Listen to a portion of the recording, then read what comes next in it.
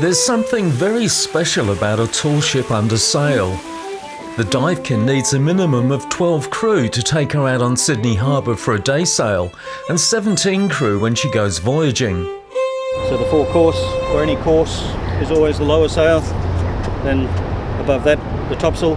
Training takes place on the first Thursday of each month for both existing crew and for any new sailing volunteers. And if you're not sure, you can just say, hey, excuse me, I'm still on starboard 10. It's the perfect place to learn the necessary skills on how to sail a tall ship. The lift are attached out on the end of the yard arm and then go up to the mast cap. They control the spar in the vertical. Some sails have up to 10 lines to handle, all of which have a particular function, and to set sails efficiently, they have to be used in the correct order to achieve that goal. So when we call to hands to braces, these control in the horizontal plane. Andrew the bosun has constructed a large model with all the lines.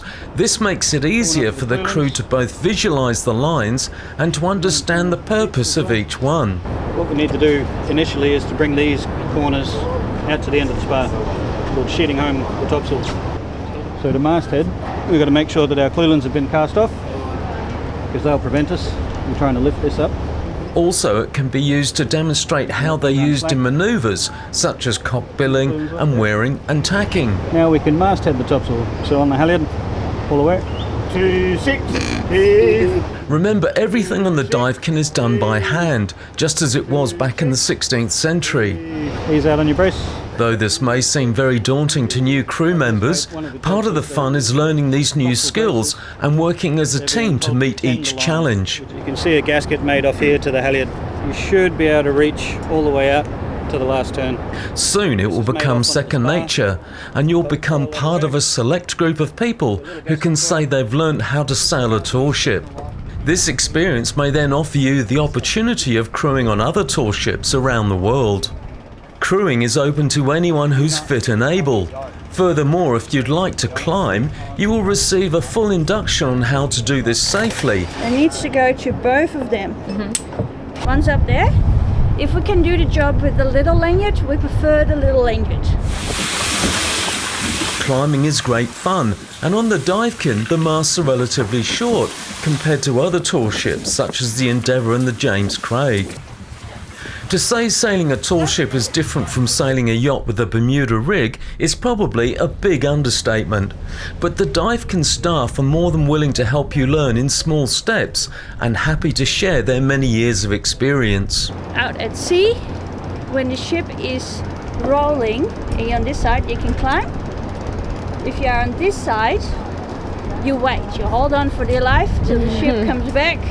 Climb, climb, climb. Climbers are always in great demand, and there's a real sense of satisfaction going aloft with a buddy, furling and unfurling the sails, not to mention the views. However, on the Duyfken, if you don't want to be a climber, that's fine. There are many other jobs on deck that need attending to. As a sailing volunteer, you will interact with the public both on day sails on Sydney Harbour and as a guide at boat festivals. This is very rewarding, being able to share a bit of maritime history with those who are keen to soak up the experience.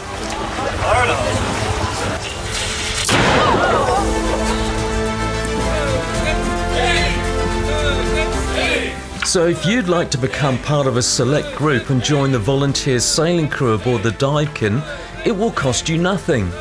First, you need to become a volunteer at the Australian National Maritime Museum by going to the website, fill in the application form and tick the box on the form that says you'd like to be a sailing volunteer. You may come as often or as little as you like, but obviously the more often you come, the quicker you will get up to speed. We sail every Friday and Saturday during the season, and you'll find sailing a tall ship is great fun, and the staff and existing crew will make you feel very welcome. So what are you waiting for? See you on the water.